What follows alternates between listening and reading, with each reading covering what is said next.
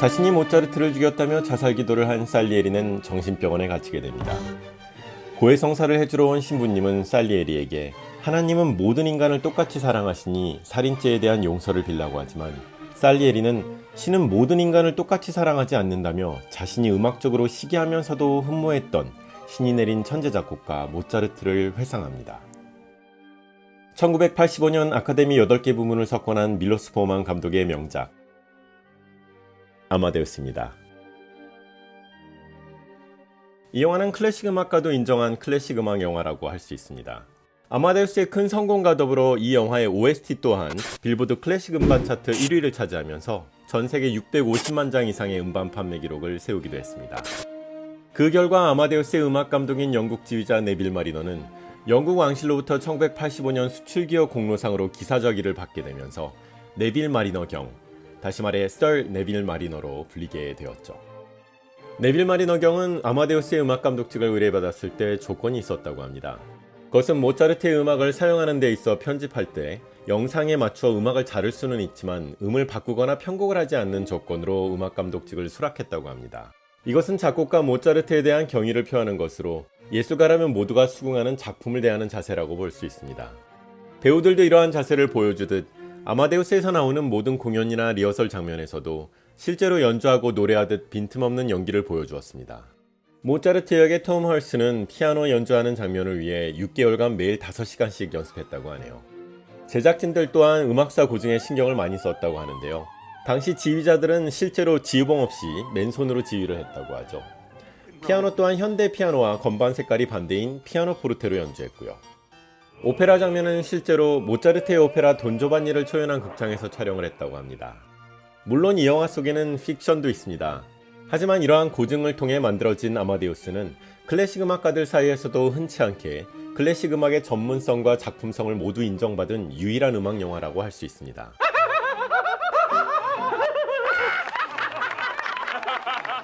이 영화의 감독은 2회의 아카데미 감독상에 빛나는 밀로스 포만 감독입니다.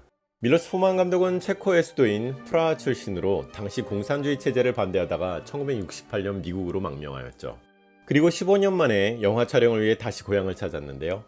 당시 프라하는 아마데우스의 배경인 18세기 유럽의 모습을 그대로 유지하고 있었기에 영화 촬영지로서 최고의 장소였습니다. 하지만 여전히 공산주의 체제에 있던 체코였기에 밀로스 포만 감독은 촬영 기간 내내 비밀경찰의 감시를 받았다고 하네요. 망명 후에도 밀로스 포만 감독은 자신의 작품을 통해 인간의 자유를 외쳐왔습니다.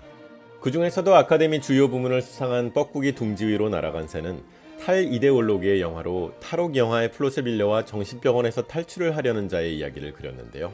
아마데우스 또한 같은 시각으로 볼 수 있습니다. 이 영화의 마지막 장면을 보시면서 이야기를 드릴 수 있을 것 같은데요.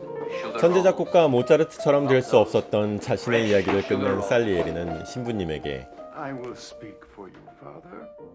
I speak for all mediocrities in the world. I am their champion. I am their patron saint. 라는 말을 남기고 방을 나서는데요.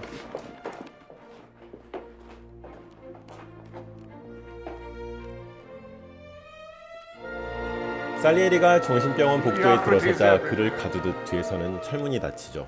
그리고는 라며 복도를 지나가는데요. 거기에는 얼굴 없는 감시자 옆에 무력한 자, 지푸라기라도 잡으려는 자와 그것을 못 잡게 하는 자, 개목걸이에 묶여있는 자,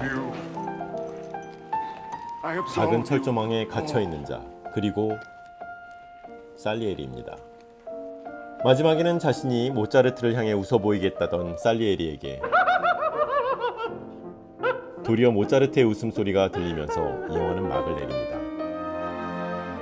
뻐꾸기 둥지 위로 날아간 새가 억압된 체제 속에서 탈출에 성공한 자의 이야기라면 아마데우스는 자신이 만든 굴레와 속박에서 탈출에 실패한 자의 이야기라고 할 수 있습니다. 아마데우스를 이런 시각에서 볼 때 한 줄 평은 이렇게 말씀드릴 수 있을 것 같습니다. 자신보다 뛰어난 모차르트가 보이면서 평범 속에 갇혀버린 살리에리에 비해 저는 다음 주에도 좋은 영화와 함께 여러분들 찾아뵙도록 하겠습니다.